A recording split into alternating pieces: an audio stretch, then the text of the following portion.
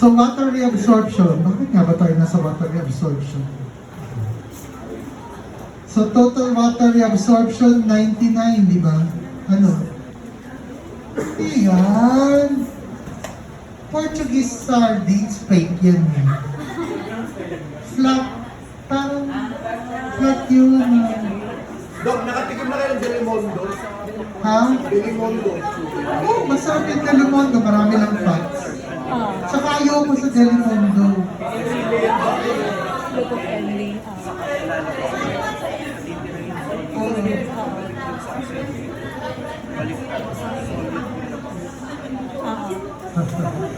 Kaya yun, can relate. Kasi tanda niyo yung mga baka doon. Kasi relate pa daw parang dinosaur boy. Hanggang ngayon, boy pa eh. Alam niyo ba kung ba tayo mamatay-matay ng relay? Ay, hindi sa masamang tao siya. Kasi takot si Satanas sa kanya.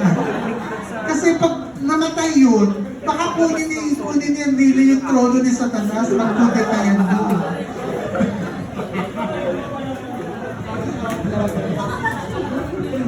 Magkukudeta yun. Ano? See? Ganon.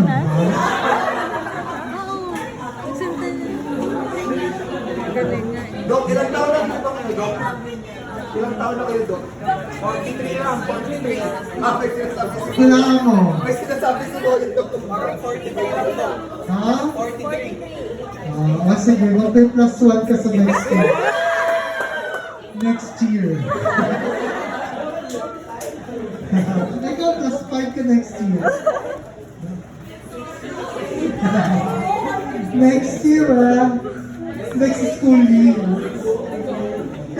Next school year, school year 2025 to 26. Birthday ni? Ngayon na kayo kung birthday mo.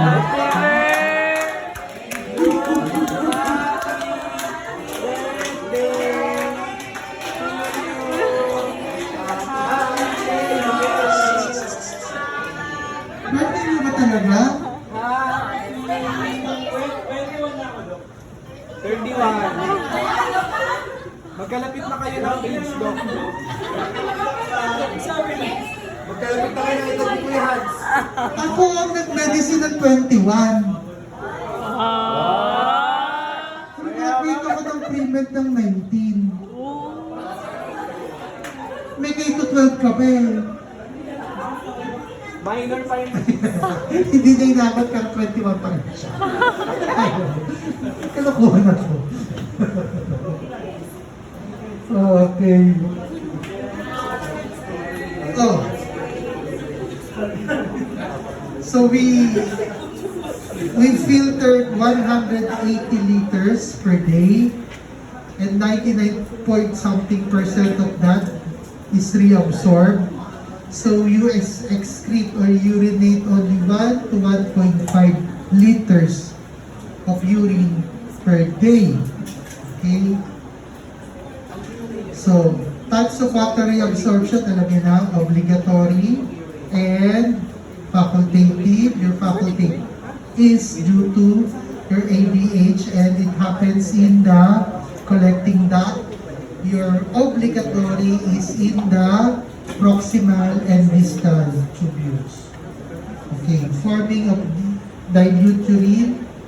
Okay, when there's excess water, the body, the kidney excrete urine with osmolality of 40 to 80. Okay, it could be as low as 50, 40. Ang pinakamababa is 30. So, ang range down ng low is 40 to 80. Okay? The kidneys regulate water excretion independent of the solute excretion. Okay, maintaining stable level. Independent of the solute excretion. So water depends on your hydration. Kung kailangan mong ilabas ng tubig o hindi. So ADH, high osmolarity. When the body fluid osmolarity increases, the posterior pituitary secretes antidiuretic hormone. Independent of the solute, ilalabas mo yung tubig, hindi naman siya kasama yung solute. Diba? So high osmolarity, low osmolarity. When there's excess water, ADH secretion decreases. So walang permeability to water, ihi mo.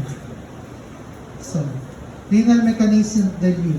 Under conditions of high water intake, studies indicates that the renal function allow excretion up to 20 liters of urine per day.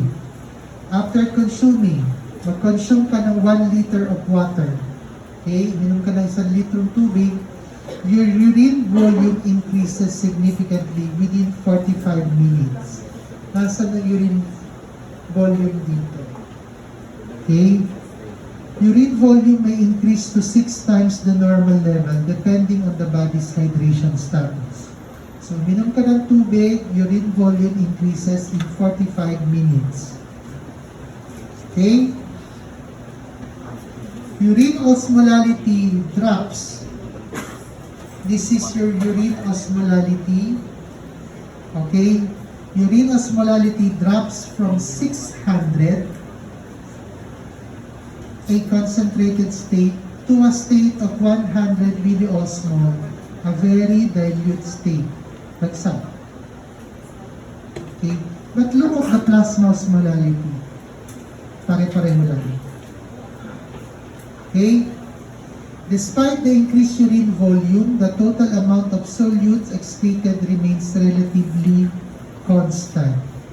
This ensures that the body does not lose essential solute like sodium, potassium, urea while excreting the extra water.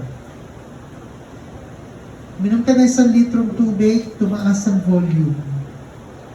Bumagsak ang osmolality. Pero ang osmolality ng plasma, i-maintain mo lang. Kasi iihi mo naman siya.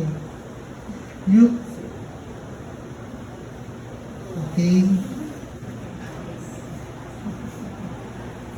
Okay, processes along the proximal tubule. Water and solutes are reabsorbed in proportion. In the proximal tubule, water, 2 o'clock pa lang. So, kasi out of 127 slides, 34 pa lang nakatapos ko. 34 pa lang. Dagal natin. Okay. Sa proximal tubules, water is reabsorbed with your sodium. Diba? Actually, dependent nga siya sa sodium. Ang water. So, dito, pag inabsorb mo yung sodium and water, isotonic siya. Kung ano yung pumasok dun sa proximal tubule, yun pa rin. Malinaw ba? Makuha, dinadaldal mo si Dre. In the descending loop, ano mangyayari? Ilalabas mo ang tubig. What will happen to the osmolality? It increases. Diba? In the descending loop, what will happen? You pump out. You move out your sodium chloride in the thick and thin ascending. So, babagsak ang osmolality. Okay? Okay, bumagsak. Ascending loop of Henle. Early distal tubule, tubular fluids remain dilute as water absorption is minimal, even with ADH. Late distal and collecting duct, ano meron doon? ADH. These segments are impermeable to water, leading to further dilution in the absence of ADH. But with ADH, water is reabsorbed. So ano mangyayari sa urine? Tataas ulit. Okay? This is with ADH, this is without ADH.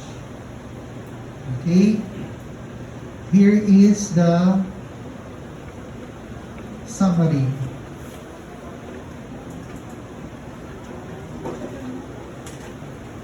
Okay. Tanong natin kanina sa glycosuria. Bakit glycosuria will cause yung diuresis. So, proximal, pagdating ng tubig sa proximal, you have hyperosmotic urine, di ba? Because nasaturate mo yung SGLT mo. Di ba? Nasaturate mo yung SGLT mo, kaya kami TMG. Okay, yun lang yung kaya ng SGLT i-handle. Therefore, na ano mo yung threshold, lalabas mo yung ihi. Your osmotic gradient opposes water reabsorption. The water absorption is dependent on your sodium in the proximal. So, mas mataas yung osmolality niya ngayon kasi may glucose. So, hindi niya nagpe-prevention ng water reabsorption, reduce water reabsorption, decreases the efficacy of sodium reabsorption. So, you reduce sodium reabsorption, you increase the tubular flow. Wala kang inabsorb masyadong tubig. So, yung tubig, bibilis ang pagbagsak niyan sa ibang parts ng tubule. You increase the tubular flow. Sa Lupo-Penle, high tubular flow disrupts the concentration gradient needed for countercurrent multiplication. Excess solute load is delivered from the proximal tubule. So, mangyayari, reduce effectiveness of the countercurrent multiplication, increase solute and fluid delivery. Doon sa distal. So, persistent of high osmolarity in the tube, decreased sodium and water reabsorption. So, iihi ka. Okay? Control of extracellular fluid osmolarity and sodium concentration. Sodium is the most abundant in the ECF. Regulation is linked in the ECF osmolarity. Diba? Anong formula natin ng osmolarity? 2 sodium plus glucose plus BUN. Okay? So, doon pa lang times 2 na. Anong normal sodium natin? 135 to 145. So, anong normal osmolality? 276 to 295.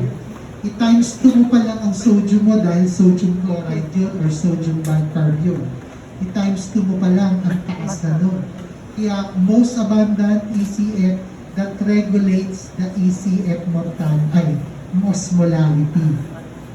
Okay, siya yung nagro-rule. Malinaw ba? The average is 142. The range is 135 to 145. Osmolarity, the average is 300. Di ba sabi ni Gaito, ang osmolarity is 300, pero pa clinical, 276 to 295. This is corrected for inter-ionic attraction. So hindi siya 300 siya, pero with inter-ionic attraction corrected, the average is 282. Kaya may range tayo, 276 to 295. Okay, 276 to 295. Variation typically remains within plus 2 to 3%. Okay, sa tao. Hindi ba pare-pareho osmolality natin? So, antidiuretic hormone, the synthesis and the release. Your antidiuretic hormone is produced by your supraoptic nucleus and the paraventricular nucleus in the hypothalamus. So, siguro naman alam niyo yung hypothalamus, may idea kayo kung nasaan, ha? Wala yan sa puwet ni Torres. Okay? Nasa bumuno yan. So, okay? So, na-synthesize sa ADH dito, at dito, at dito. Okay? Once it is synthesized, it is transported along the axons going to the posterior lobe of the pituitary. Merong axon dyan papunta. Okay? Where it will be stored in vesicles. So, pinoreduce sa hypothalamus, in-store sa pituitary. Okay. What will cause the release? Okay. Stimulation of the nuclei generates nerve impulses increasing calcium influx into the nerve endings triggers the release of stored ADH in the pituitary from where it enters systemic circulation. Endocrine siya, di ba? It will enter the circulation. It's a hormone. Now, regulation by AV3V, which is your ventral third region, ventricle region. Anteroventral third ventricle. Di ba may third ventricle sa utak? Tapos na kayo sa brain? Di ba? Kanina nakita ko may brain. Ha? Okay. Pabalikin si D. Discuss muna para alam nyo kung nasa ng third ventricle. May fourth ventricle, may lateral ventricle, 1 and 2, third, fourth. Di apat, di ba? Okay, lateral, third, and then the fourth. Okay, so in the third ventricle, merong area dyan. Controlling the osmolarity and the ADH secretion. We call it the AV3V. Angiotensin stimulates this region. So enhancing, kung na-stimulate mo yan, it will enhance the ADH release. In the vicinity of the AV3V region and the supraoptic, there are osmoreceptors. May receptors dyan, we call it osmoreceptors. The osmoreceptors are specialized cells that detect changes in the ECM osmolarity. It increases its signals for ADH release. Okay. So lesion in this region cause deficits in ADH secretion, thirst, sodium appetite, and blood pressure regulation. Okay? Kasi may osmoreceptors dyan. Okay, tignan natin. Now, the primary regulator for your ADH, your thirst, for your ADH secretion and for your thirst would be your osmoreceptor ADH feedback and your thirst mechanism. So, in the osmoreceptor ADH feedback, okay, that will release your ADH. So, ano nangyari? Na-dehydrate ka. Nangyari, dehydrated ka. Okay? Naging estudyante ka na, PL Moon, College of Medicine, pinunta ka sa Fort Lauderdale na napakainit. Okay.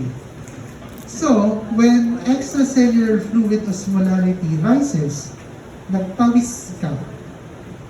Diba? Your osmolarity rises. Okay? Nawala ka ng tubig. The osmoreceptors in the AV3V will shrink. Kasi mas mataas yung osmolarity sa labas ng receptor kesa sa loob. Diba?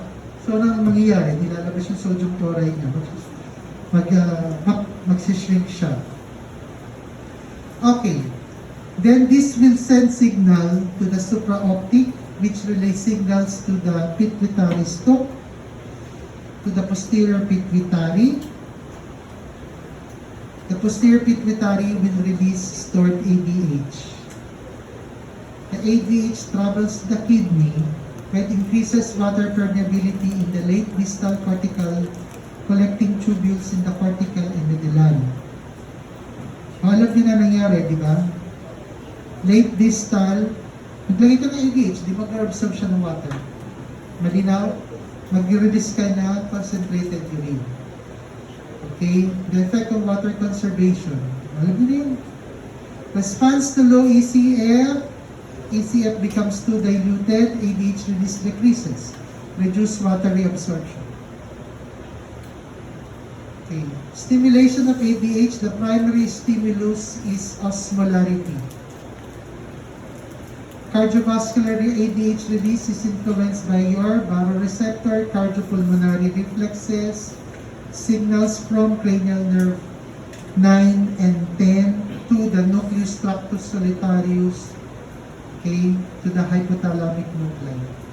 Additional triggers decrease arterial pressure and decrease blood volume. Para naman epekto nun dun sa receptors mo.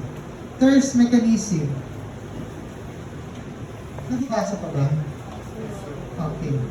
Fluid intake is necessary to counterbalance the fluid. Oh, nire-absorb mo na nga yung tubig mo. Pero, kailangan mo pa rin uminom ng tubig para ma-replenish yung nawawalang tubig sa'yo. Ha? Para yung pinagalitan ng kasama ko, yung residente. Nag-bleed yung pasyente.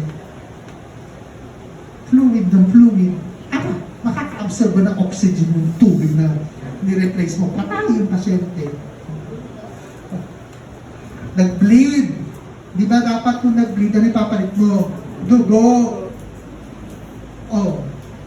Umorder yung residente, infuse water. NSS. Oh.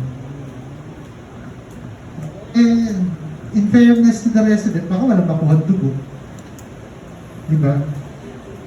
Pero 5 araw na, wala pa rin dugo, patay. Oh. Okay, many of the same factors that stimulate your ADH kanina will stimulate your thirst mechanism. Okay. Your CNS center for the thirst is located in the hypothalamus in the third ventricle. Okay? Particularly the preoptic nucleus, which is your thirst center. This center responds to the hypertonic salt solution by stimulating drinking behavior mediated by the osmoreceptors. Pag nag-strike yung osmoreceptors mo, sabihin nga, nauuhaw ako, iinom ka. Okay? Kasama na yun ang pagkoconserve ng tubig sa kidneys mo. Okay. Oh, basahin nyo na lang yan. Stimulate for thirst. Alam nyo na yan. Nandiyan naman sa notes nyo, basahin nyo. Okay. Wala tayong oras. Alas 3 na. Saan ba tayo magpa-party ng bar? Nag-vlog na kasi Ana. Nag-vlog na si Ana. Hindi ako sinama. May karaoke po. Nag-karaoke kayo? Malapit lang si Dok, nagkatrangkaso kami lahat pagkatapos.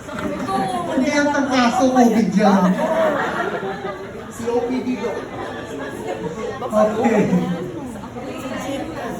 Imagine, bukan pa kayo ng kanta, wala kayong face mask. Wala kayo nung kaklase nyo, nisinggot nyo dun sa microphone.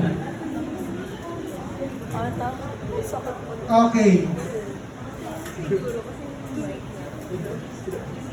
Regulation of the osmolarity and sodium concentration. Yung osmolarity and osmolality, interchangeable yan sa clinics, ha? Yung osmolality, per liter of osmol. Osmolality per kilo. Okay, of osmol, per kilogram. Okay? So, osmoreceptor ADH antidiuretic system, the thirst mechanism works synergistically. Alam niyo na yan? Large sodium intake minimally affects plasma sodium concentration. Lumaklak ka na maraming acid, dahil adik ka sa acid. Okay? It will not affect as long as your ADH is secreted to conserve water and thirst is stimulated to encourage water drinking. Okay? Role of angiotensin and aldosterone. Angiotensin, aldosterone, balance, increase your sodium reabsorption through your ina, di ba? However, this sodium retention is accompanied with water reabsorption leading to increased ECM volume. Pag pumasok yung sodium dahil sa angiotensin aldosterone, papasok din si water, di ba? Volume rather than a change in the sodium concentration.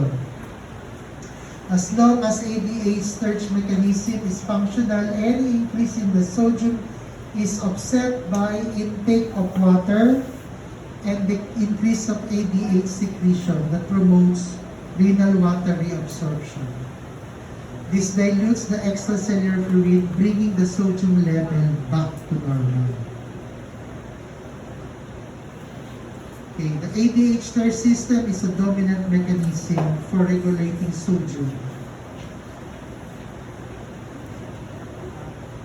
Okay, diabetes insipidus. What happened in diabetes insipidus?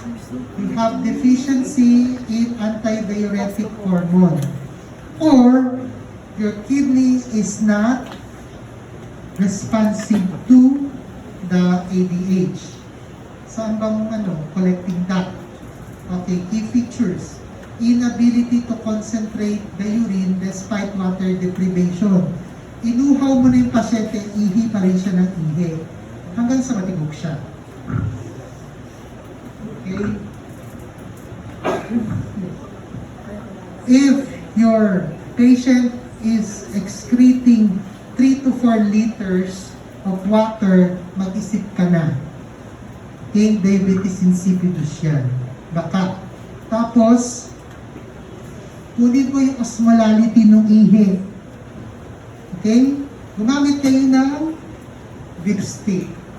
Diyos ko, bumili na kayo ng urinometer.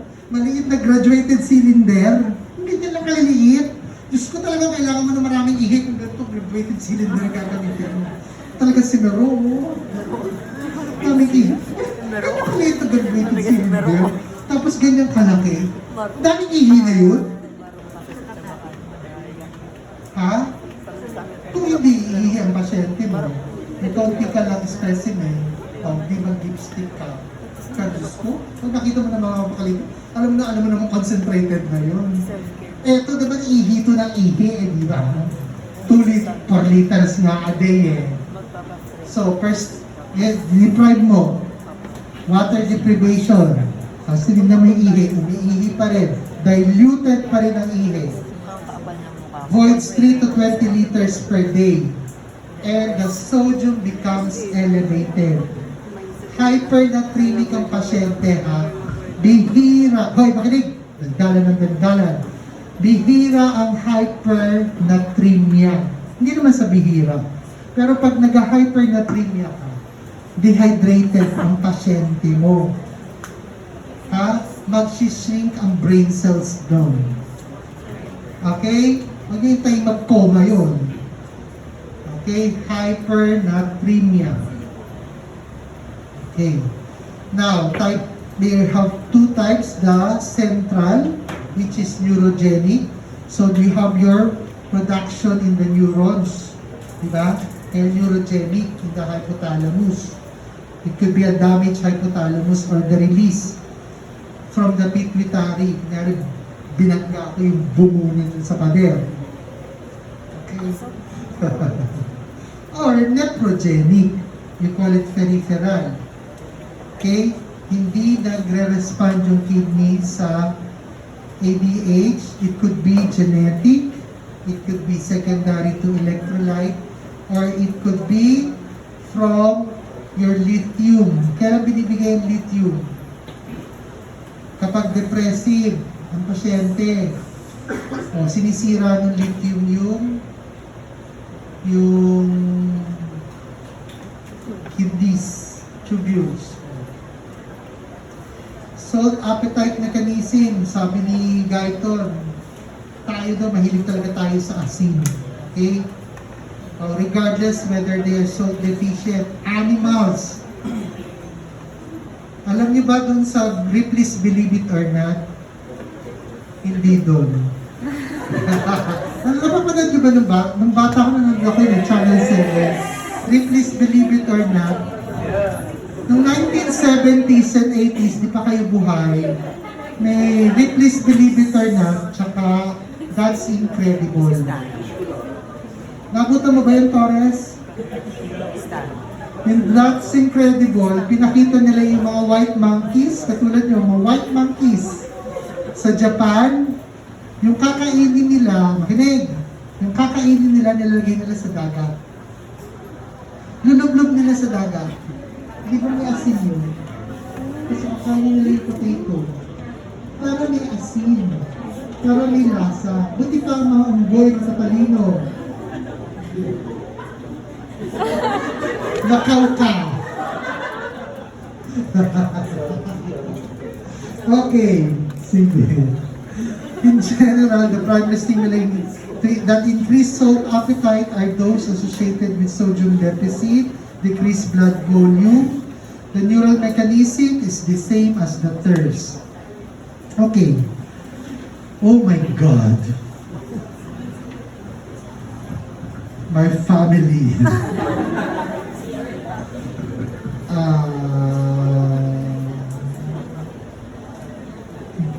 60 slides. Saan naman mag-upload si McGuire? Sa Corocal? Sa Barrio ni Barok? Orocan pala. Corocan yun eh, di ba? Barrio ni Barok. Corocan.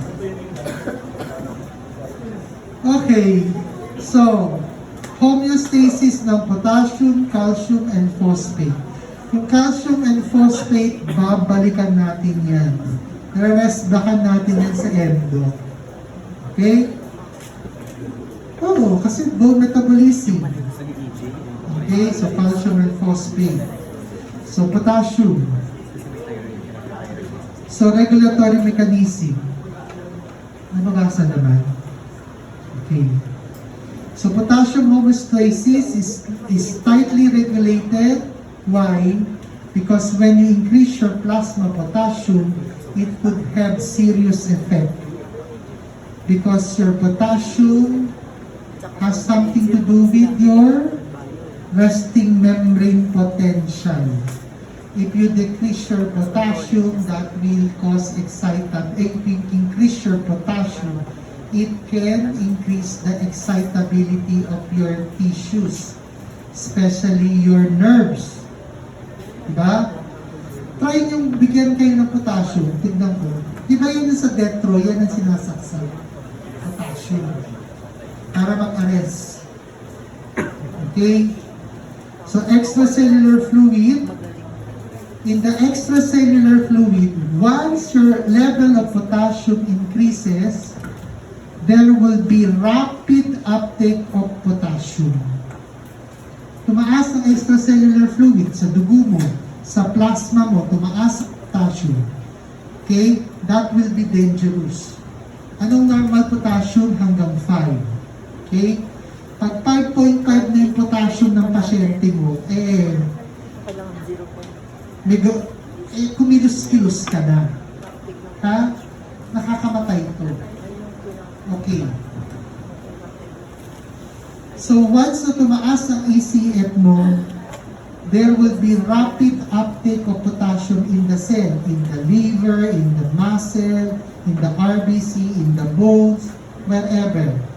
Ipapasok ang potassium mula sa ECF to tissue para hindi ka mamatay. Ha? So when does that happen? Pag kumain ka. Ano mga pagkain yung high in potassium? Ha? Banana, ano pa? Puro na kayo banana, puro banana, banana, banana.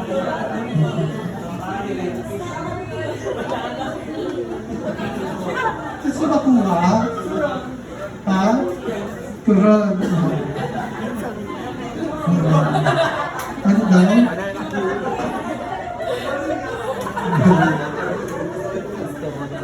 Okay, garbanzo beans, lima beans. Okay?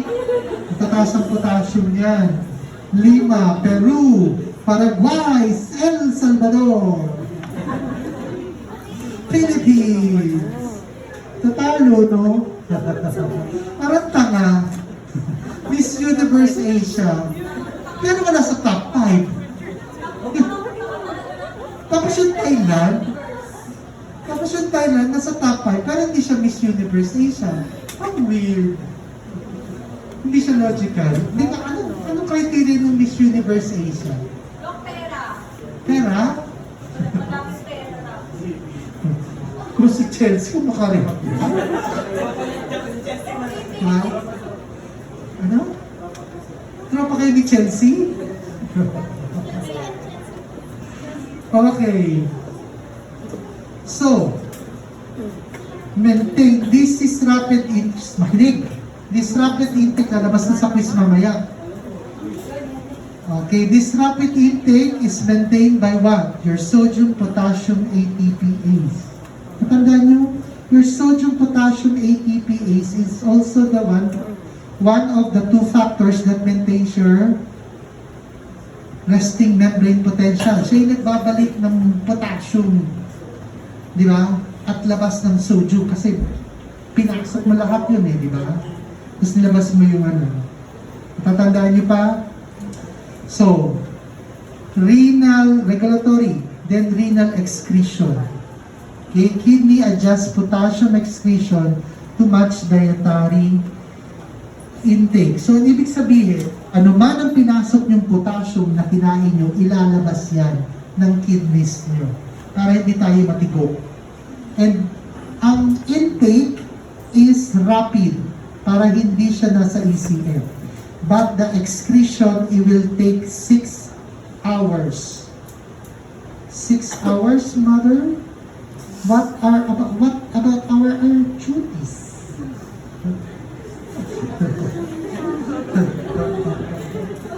Dati, may commercial Del Monte spaghetti sauce.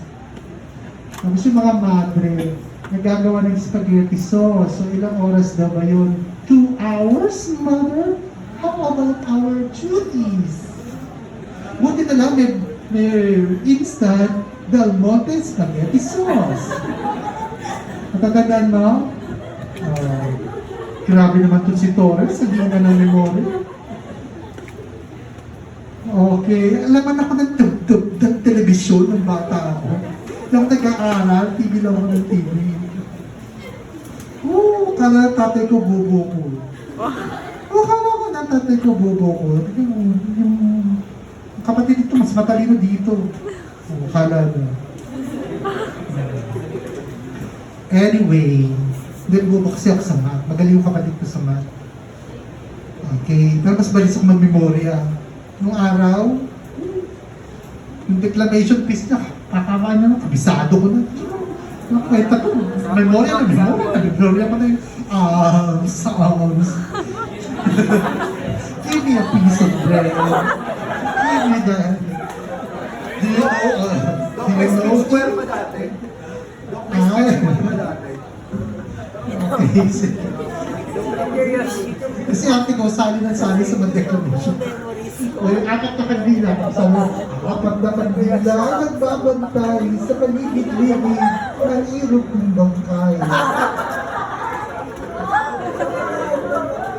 Tapos yung bakute, Sus Marias, ang pagbabali. Sa Bulacan. Anyway, so total body potassium 50 mg, intracellular potassium is 98%. Intracellular. Okay? The average concentration is 150. Extracellular is just 2% of your total, which is just 3.5 to 5. So, anong pinakamataas na solute na ions inside the cell is potassium. Okay. Kasi wala namang ginawa si sodium potassium kundi si sodium potassium pump ng i-pump at si sodium palabas ng palabas. So sa ECF mo, ano pinakamarami? Sodium. Sa loob, potassium. Diba? May sense? Okay, the significance of potassium gradient. The sodium potassium pump maintains this gradient. Okay, why do you have to have this gradient? Because your potassium is critical for your resting membrane potential. Okay?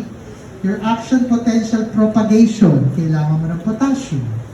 Muscle contractility, kailangan mo ng potassium. Special cardiac, skeletal, and smooth. Pag nag-hypokalemia kayo, hindi gagalaw ang smooth muscle ng GI.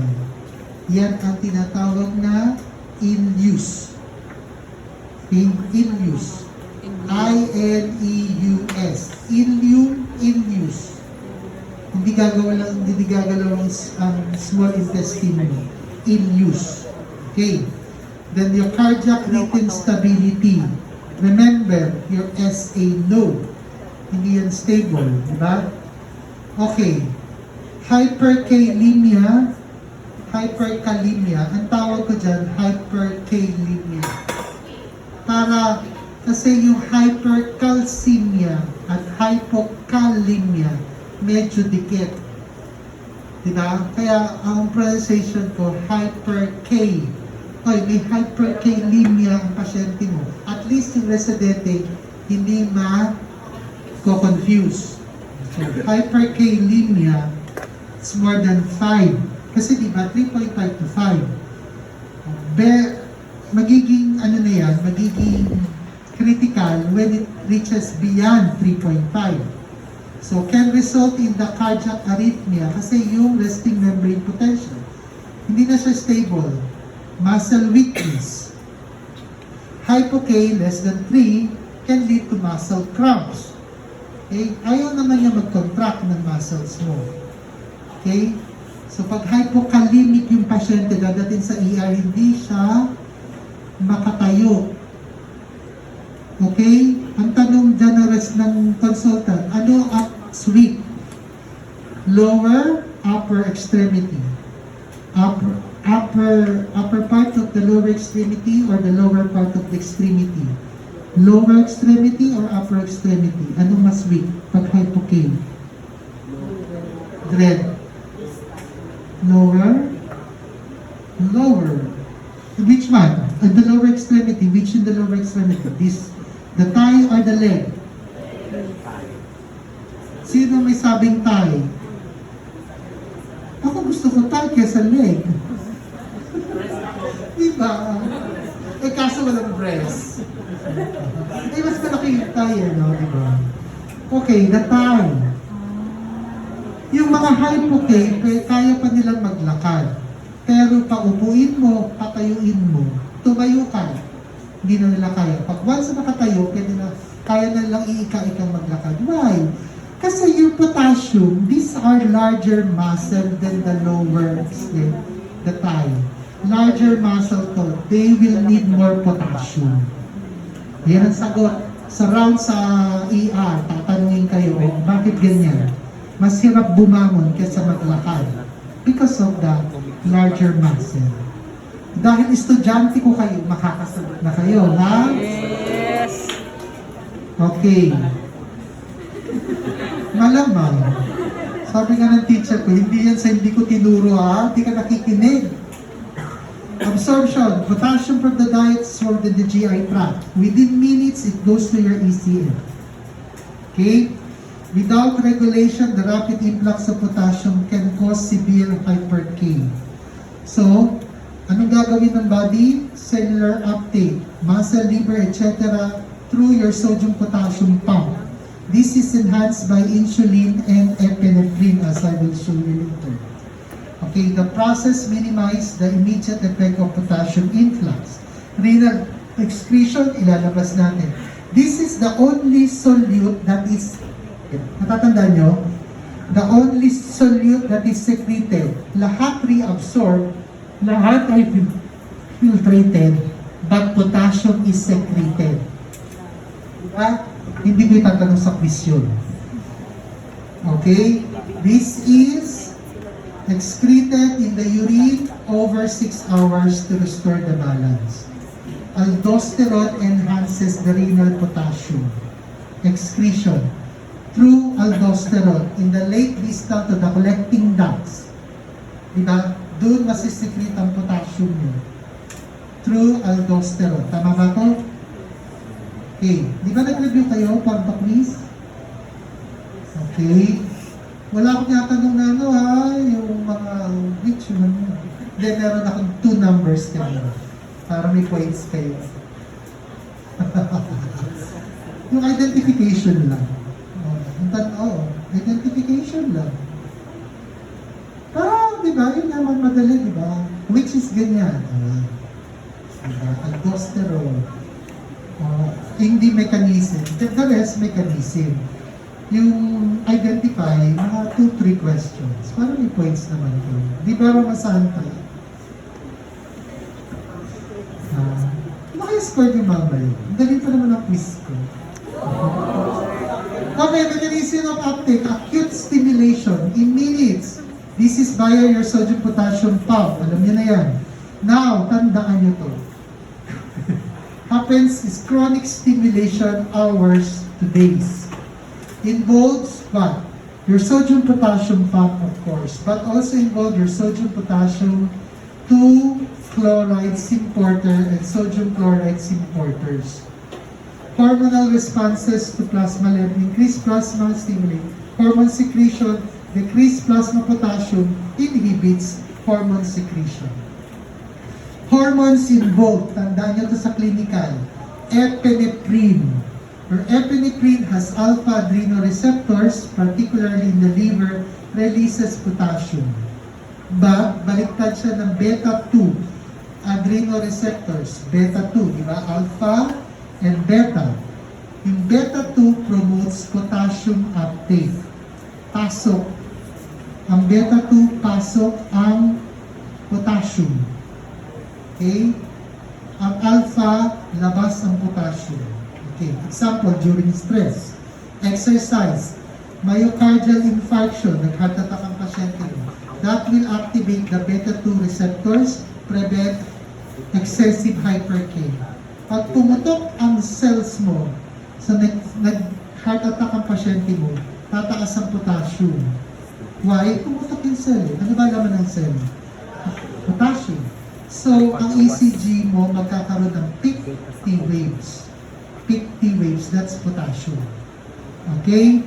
Now, the rise in the plasma potassium after potassium-rich meal is greater if the patient is taking beta blocker.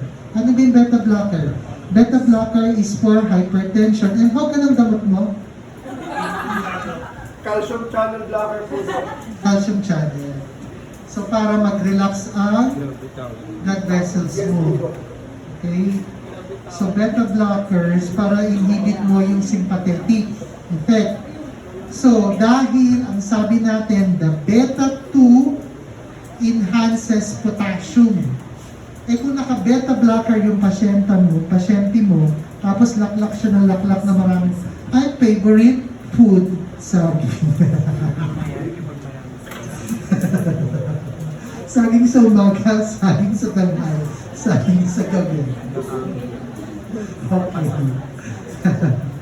Okay. Pwedeng tumaas yung potassium kasi nabablock yung beta blockers. Okay. Insulin rapidly promotes uptake of your potassium by stimulating your sodium-potassium pump. Insulin. Ha? Kumain ka, mataas ang potassium, maglalabas ka naman ng insulin pag kumain ka, di ba? Para ma-absorb mo yung glucose. So this is the most important hormone. The most important hormone that shifts your potassium into the cell after ingestion. So hindi lang siya importante dahil papasok mo yung glucose na nilamon mo, pati yung potassium para hindi ka matigo. Aldosterone, it has a dual role. Promotes uptake of potassium into the cell, promotes uptake. It will require 1 hour at least, and it stimulates potassium excretion. So lahat sila anti, except for the alpha, lahat sila anti-potassium, di ba? Bihira ako makakita ng hyper-K. Lahat usually hypo-K. Pag hyper-K, mag-isip ka. Either nagtutumor lysis syndrome yan, or sira ang kidneys niya, may renal failure, hindi naglalabas ng potassium ang pasyente. And that's very dangerous. Okay? Now, tignan niyo ito nilagay ko dito. This is how you at least have the idea how to manage hyper-K. Hyper-K is an emergency. Magtatanga-tanga sa ER. Hyper-K. Okay. Maya-maya arrested yung pasyente niya. Ha? Di ba magtatanga-tanga? Okay. stabilize the cardiac membrane. Magkakares yan. Stabilize. Bigay kagad ng calcium gluconate. Tapos, give something that will shift your calcium 2 into the cell. Ano sabi natin? Insulin. The most important. Ano yung salbutamol? Beta blocker. Salbutamol. Beta 2 agonists. Agonists, so stimulate yung beta 2. Kaya yung binibigay niyo sa asthma para mag-dilate, di ba? Bronchodilator ang beta 2. So, in-nebulize nyo. Asthma ba yan? Hindi, mataas ang potassium niyan, bungol. Okay, stimulate yung beta 2. Okay? Wala na akong matulog.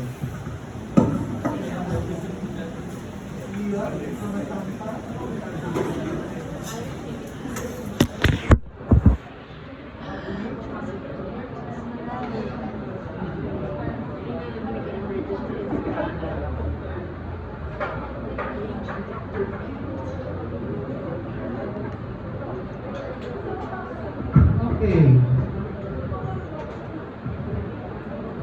Bakit? Tingnan nyo. Insulin dextrose infusion. Okay. Sabi sa ER, bigyan mo ng calcium gluconate. Bigyan mo first step, calcium gluconate agad. Okay? Calcium gluconate, 10%, 10 ml of 10% calcium gluconate, i-run mo in 5 minutes. This is to stabilize the resting membrane potential. Hyperactive yan kasi mababa na yung, mataas na yung resting membrane potential niya. Magka-arrhythmia na yan. Give calcium. Okay. Eh bakit insulin kailangan mo pang bigyan ng glucose? Correct. O bigyan mo ng insulin. Insulin lang talaga yung binigay. Kaya wala. Tulog yung pasyente. Hindi ka patay. Pero walang malay. Ay po, tingnan mo yung glucose, 30. Ako, ma. Okay. Nag-bleed ang brain kasi glucose na 30 na lang. Kasi binigyan mo ng insulin mo ng glucose. Bungol. Pag nagbigay ka ng insulin, lagyan mo ng glucose, ha? Huwag ka magbibigay. Unless hyperglycemic yung pasyente, magsabi ka ng insulin. Pero kung hindi hyperglycemic, ibig sabihin, hindi mataas yung glucose sa plasma niya, magbigay ka ng glucose, magka-hypoglycemia yan. Bungol ka. Okay, so how calcium protects your heart. Hypercal reduces the resting membrane potential. So ano gusto mong gawin? Stabilize the cardiac cell membrane, raising the threshold potential closer to the depolarized resting membrane. Okay? Effect of sodium channel reduces inactivation of your voltage-gated sodium channel. Enhances cardiac contractility.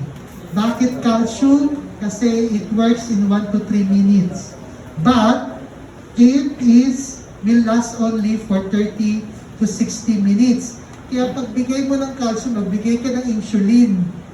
Ha? Para mabilis pumasok yung potassium. Hindi nga calcium, tapos tinitigan na lang. Kaya may after 2 hours patay. Kasi wala na epekto yung calcium. Your calcium will not decrease the potassium. The insulin will. Ha? Papagbigay ng calcium gluconate, bigay niyo ng insulin. Ha? Oh. Pwede na kayo mag-clerk.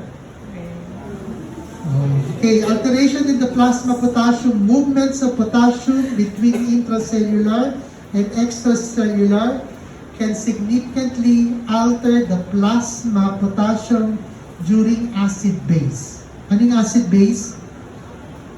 Anong normal pH ng body? 7.4. So, pag mataas sa 7.4 ang pH ng dugo nyo, you call it alkalosis. Pag mas mababa sa 7.4, ang range na is 7.35 to 7.45. So kung mas mababa sa 7.35, acidosis. Malinaw na? Mag-discuss natin ito sa next meeting. Sa Tuesday. So sa mga hindi medtech, hindi nurse, o sa mga psych, okay? Ha?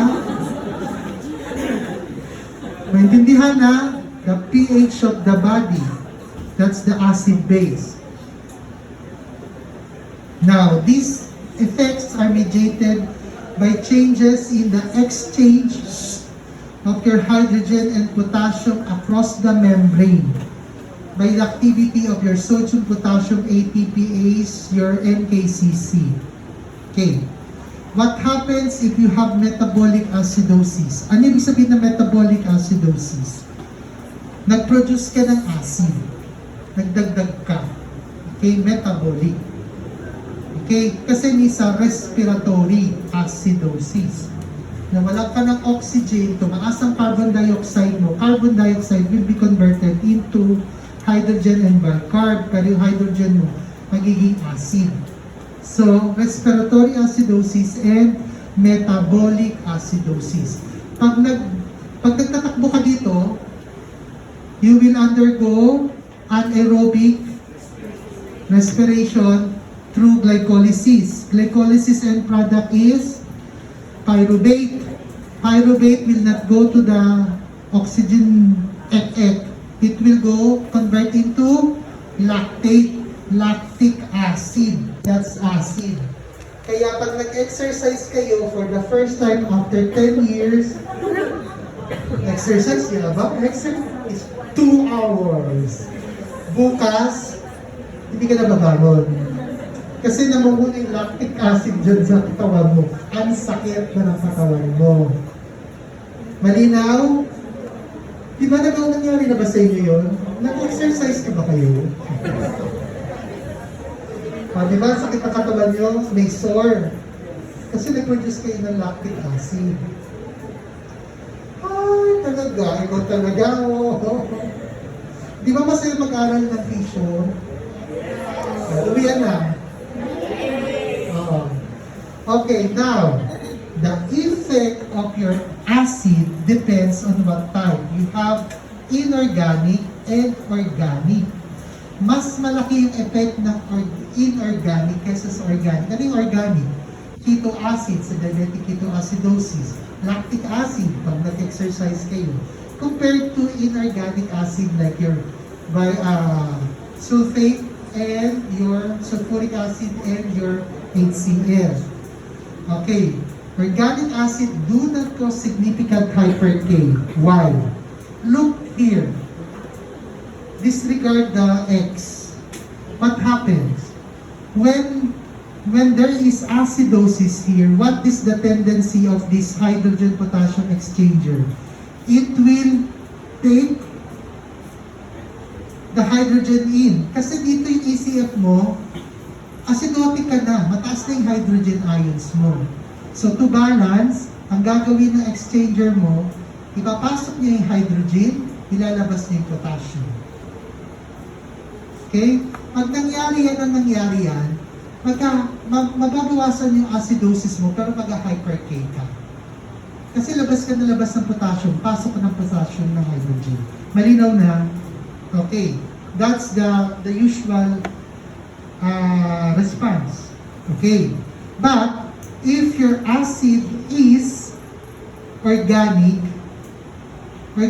acid enters the cell, the hydrogen ions, organic ions, example lactate, enters the cell with the hydrogen ions. Hindi mo to gagamitin. Ang gagamitin mo, let's say for example, yung lactate, hydrogen goes with lactate, not with your potassium, not the antiport. Di ba antiport ito? Hindi mo ilalabas yung potassium, papasok pa rin yung hydrogen. So, there's no need for the potassium-hydrogen exchange. Malinaw ba? Now, organic acid may stimulate is insulin. So, insulin, papasok na naman ang potassium. Mag-stimulate yan ng potassium, di ba?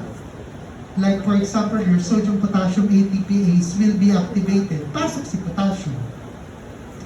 Now, inorganic, your hydrogen movements in the cell Here is your exchanger. Ipapasok mo si hydrogen, ilalabas mo si potassium to maintain the electron neutrality dito, di ba? Pag pinasok mo si hydrogen, magkalabas ka ng positive, which is your potassium. That's why you will have elevated plasma potassium in cases of acidosis. Okay? Another, your transporter inhibition. Kapag may acidosis ka, it inhibits what? Your sodium potassium ATPase and your NKCC. Hindi sila magpapasok ng potassium. Okay? Inhibited ang sodium potassium ATPase and NKCC. Metabolic acidosis, your plasma potassium decreases. Baliktad. Okay? Your hydrogen movements out. Your hydrogen moves out. Kasi alkalotic ka na eh. So sabi mo, kulang ka sa hydrogen ion sa labas. Ilabas mo yung hydrogen. Ano ipapasok mo? Potassium. Ano mangyayari? Bababa ang potassium mo. Tapos, alkalosis stimulates your baliktad. Stimulates your sodium potassium ATPase and other potassium transporters. Okay? Chronic alkalosis can lead to severe hypo-K, which may exacerbate symptoms like muscle weakness and arrhythmia. Okay, respiratory acidosis, not much. Why? The rapid buffering of your carbon dioxide changes in the blood does not significantly alter your potassium. Respiratory, hydrogen, produce ka ng hydrogen ions, pero nagpo-produce ka rin ng bicarb, di ba? So, wala masyado. Okay, respiratory alkalosis, plasma potassium decreases causing hypo-K, similar to metabolic alkalosis. Okay, here is the table. Okay. Okay.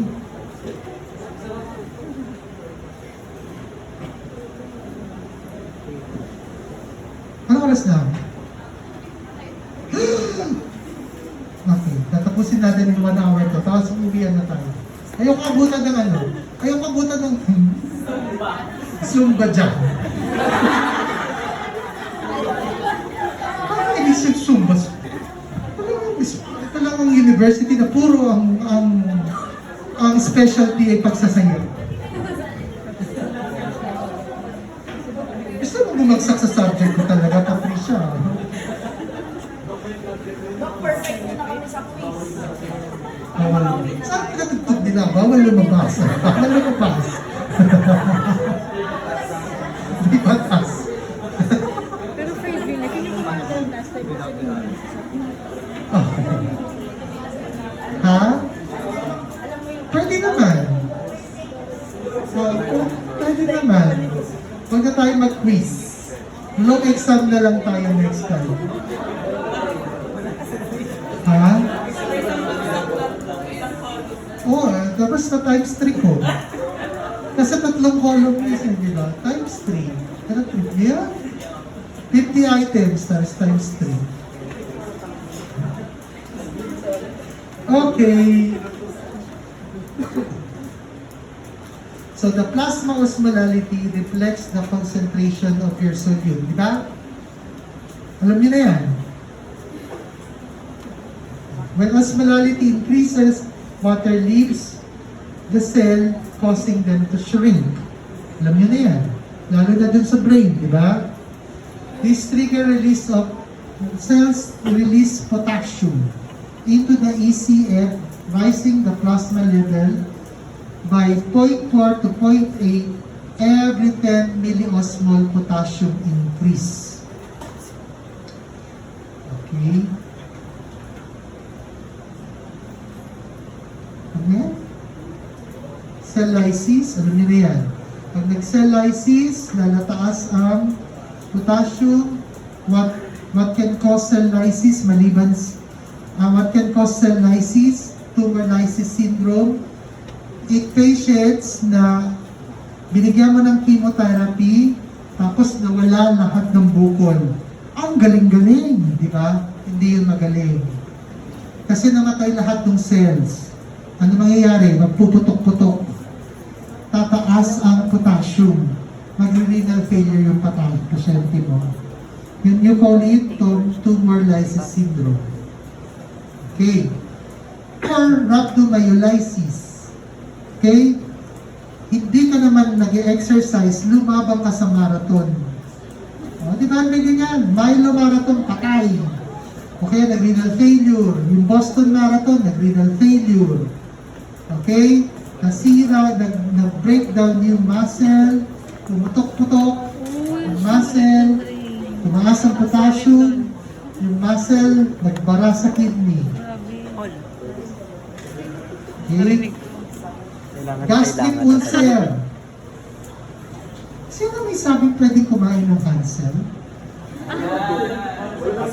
Happy birthday. Anong flavor ng dilaw? Ba't hindi orange? Ano yung orange? Kasi nung last na namili ako, nagpabili naman ako ng Hansel na orange.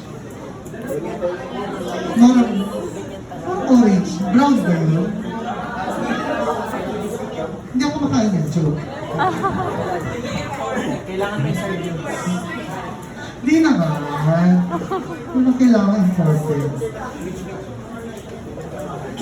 Ay, hindi naman din.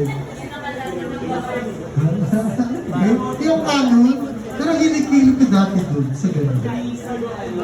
Hindi.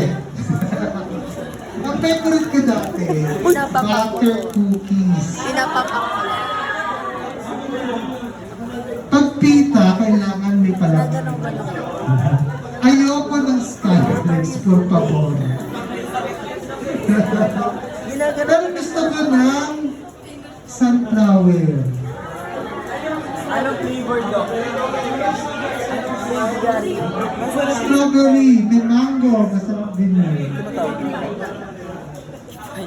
Clocker.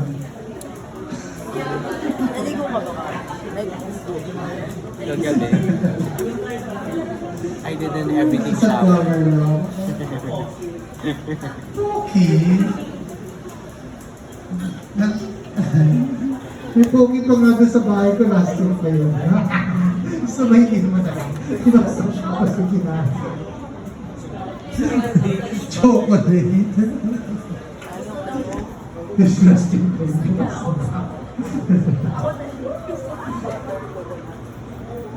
Ayun lang. Exercise. Oh, what happens during exercise? During exercise, you contract your muscle. Potassium ions are released from muscle cells into the ECS as part of your depolarization and repolarization. 750 wings. Okay? So repetitive firing of action potential causes your potassium to leave muscle cells. So pag nag-exercise ka, relatively magkakaroon ka ng hyperkalemia. Light exercise increases by 0.3. Okay, yung potassium. Okay pa rin, 0.3 lang yun. Like walking. But vigorous exercise, it can raise up to 2 megs per liter or more. Okay? To counter this, hindi naman masama mag-exercise, buhay pa rin naman tayo, di ba? So, pag mag-exercise ka, mag-release ka naman ng epinephrine. Okay? Epinephrine will activate your beta-2, pasok ang potassium. Tapos sundan mo ng pagkain para mag-produce ka naman ng insulin. Your insulin will increase sodium potassium ATPase, pasok ang potassium mo. Sa pagka-exercise, lamon. Di ba? Oo, kain ka pagkatapos mo kung ano. Okay, so we are halfway, the slides. Oh, excretion by your kidneys, importante na to. The primary role of potassium is to maintain intracellular cation. Excretion is 90 to 95 of the dietary potassium, maintaining balance, even with 10-fold increase in intake. Saan part ng Di ba sabi natin, kung ano pinasok ng potassium, ilalabas mo. Minor losses, 5 to 10% of dietary potassium is lost in the feces and sweat which is not regulated. So, anong nangyayari? Renal handling. In the proximal tubules, makinig na, 67% of your potassium is reabsorbed. Just like your sodium and your water, diba? Reabsorb 67%. 60% is paracellular, 7% is bisolvent drug, which is paracellular pa rin. Okay, the loop of Henle, pagdating sa loop of Henle, it reabsorbs 20%. Okay, the 20% is a fraction, constant. Okay, 20% is constant, independent of your dietary intake. Kakainin niya yung 20%. Ito, 67%. So what will nangyayari kay Hope? Si Hana, anong ginawa mo kay Hana? Bumay kasi. Ha? Bumay po. Bumahing ba? Kasamang bumol yung puti. Okay, in the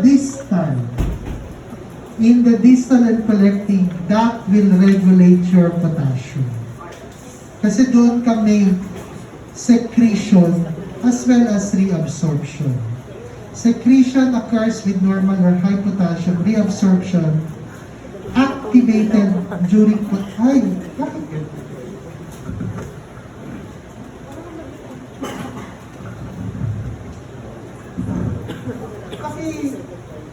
Ayun na, okay na. Kunyari lang. Okay, there in the distal tubule and the collecting ducts, meron kang secretion and reabsorption. This is with what hormone?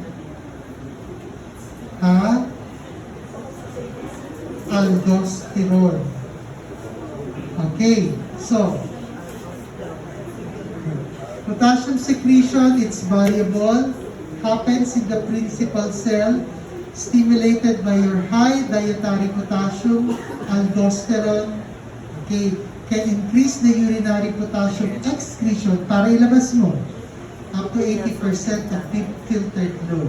Now, reabsorption, it's activated by potassium depletion or low potassium intake, and reduces potassium excretion by 1% of filtered fluid. Okay, regulation of urinary potassium excretion, dietary intake, kidneys cannot lower, tandaan nyo, the kidneys cannot lower the excretion, so dietary intake, not as much as what your sodium can be reabsorbed. No? Therefore, hindi siya pwedeng i-absorb lahat ng potassium. Less than 1% for sodium, 2.2% lang of the filtered fluid. Less than 1% lang in the potassium, pagdating sa sodium, it could be as low as 0.2%. Okay, therefore, you can have hypo-K kapag potassium deficit yung diet mo. Okay, aldosterone enhances potassium secretion by the principal cells. Acid base influences your potassium secretion. Diba? Pinakita na natin kanina with your hydrogen-potassium exchange. Urine flow rate, higher flow increases potassium secretion. Points. Your proximal and your LOH reabsorb your potassium. Diba? Now, the distal tubule collecting duct can reabsorb or secrete potassium. Your principal cells adjust potassium secretion, principal cell. Hypokalemia develops in potassium deficiency due to kidneys' limited ability to conserve potassium. Hyperkalemia stimulate rapid potassium secretion to maintain balance. Okay? So So, cellular mechanism of potassium secretion. Paano nagsisecrete? Potassium secretion by the principal cells. Location, it is in the late DT and collecting ducts. So, the process, the uptake of potassium from the blood, there's sodium-potassium pump in the basolateral, okay, pumps potassium into the cell, creating high intracellular potassium. Diba? Nilabas na yung sodium, pinasok na yung potassium. Tataas ang potassium mo dito. Secretion of potassium into the tubular cell. Potassium diffuses across the apical membrane into the tubular fluid via your potassium channel, your ROMK. Your ROMK, as well as your big potassium channel, your BK. Ilabas si potassium. Sodium potassium pump, pinasok si potassium, tumaas ang potassium, ilalabas mo using your ROMK and BK. Tapos, you have your potassium chloride symporter, your KCC1. Sa KCC1, ano nangyari? Uses potassium concentration gradient to drop potassium secretion along with with chloride. Lalabas ang potassium with your chloride. Okay. Driving force for potassium secretion, electrochemical gradient, high intracellular potassium dito because of your sodium potassium pump. Your KCC1, which uses potassium concentration gradient to drive the secretion along site chloride. Apical membrane permeability greater for potassium than the basolateral, facilitating secretion. Reabsorption. So kanina, pag kulang ang potassium mo, magre-reabsorb ka. Diba? So reabsorption, secretion is by principal cell, reabsorption is by alpha intercalated cells. Both are in the distal tubule and in the CD, collecting duct. Lecture number 2. Okay? Location CCD. Okay? Process. Uptake of potassium from tubular fluid. This is the tubular, this is the basolateral. Ito yung ihe. Okay? Potassium has your HKA, your hydrogen potassium pump, ATPase. Diba? On the apical. Potassium released into the blood. So, papasok siya. Pasok yung potassium in exchange for your hydrogen. This is the tubular cells. Yung kanina, cell ng muscle yon, yung sa acidosis, yung gano'n. Cell ng muscle yon, ng tissue yon. This is intercalated cell. Ang pinag-uusapan na natin dito, renal handling, ha? Huwag magulo, huwag ma-confuse. So, potassium released into the blood, it is by potassium channels in the basolateral. Meron ka rin chloride. Pag lumabas si potassium, dapat mag-electron neutrality. Ilabas mo rin yung negative. So when it occurs activated during low potassium or potassium depletion to conserve potassium. Okay? Reabsorption to conserve potassium. Secretion pag kailangan mo maglabas. Okay. Modulation, overview. Potassium secretion is primarily regulated by the secretion, primarily by the principal cells. Okay. Major physiologic regulator of potassium is the plasma potassium level, aldosterone. Regulation of plasma, hyper-K stimulates secretion of potassium within minutes. Mechanism, stimulates your sodium potassium ATPase, increase permeability in the apical, stimulates secretion of aldosterone by the adrenals, increases tubular fluid flow, enhancing potassium secretion, Pag sinabi natin tubular fluid flow, from the proximal hanggang sa collecting duct, mabilis ang daanan, ang flow ng tubig. Okay? Kung mabilis, wala siyang time para reabsorb yan. Ipo-flow niya. Okay? Now, aldosterone. Acute aldosterone increase, initially, potassium excretion does not increase due to simultaneous sodium and water reabsorption. Diba pag activate ng aldosterone, na lang gagawin ni aldosterone? It will activate the ENaC.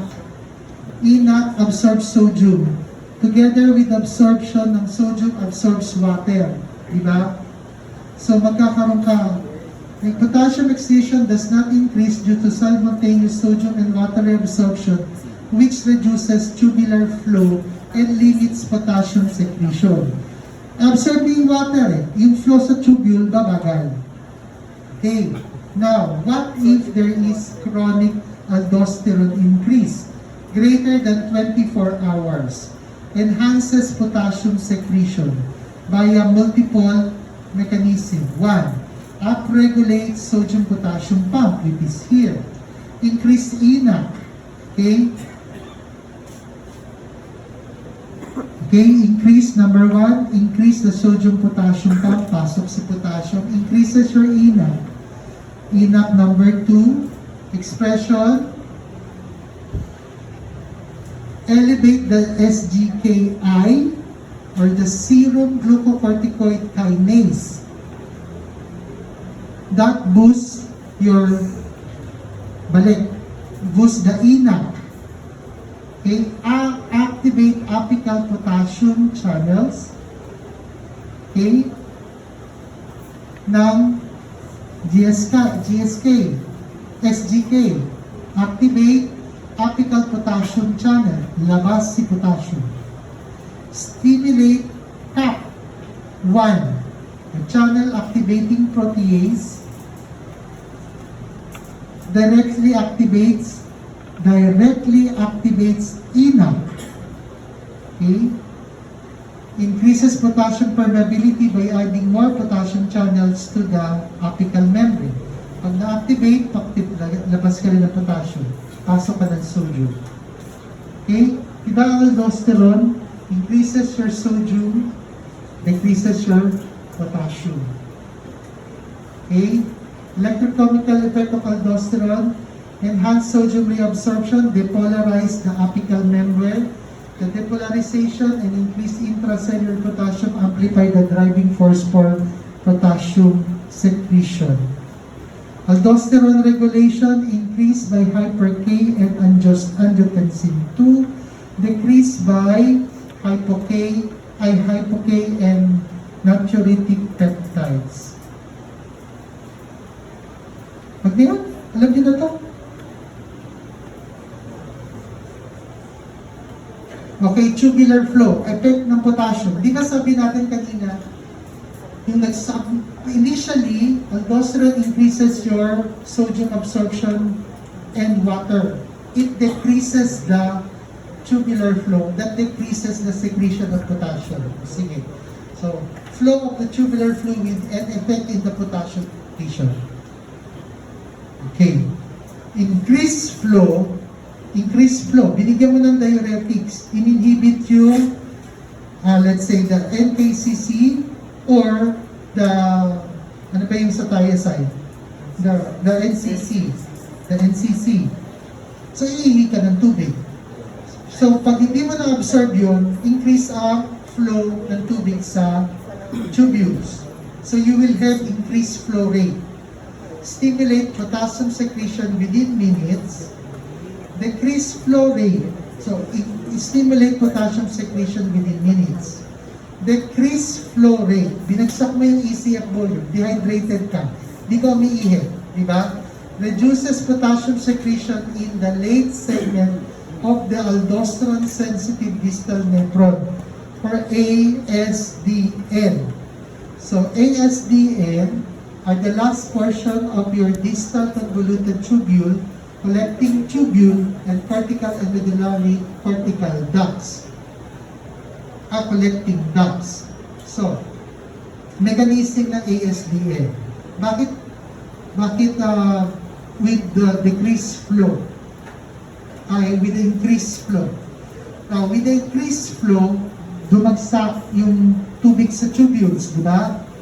That will then, the cilium, mesothelium yung principal cell. That will then, the primary cilium of the principal cell. Okay? Saan nagsesecrete ng potassium? Principal cell. Saan nagre-reabsorb ng potassium? Alpha intercalated cell. So, pag nag-increase ang flow, mag-i-increase ang potassium secretion. How? Nag-increase yung flow. Dadaan siya sa collecting duct. May cilia yung collecting duct. Yung collecting duct, mabibend ang cilia. Now, pag nabend ang cilia, that will activate the PKD1, PKD2, calcium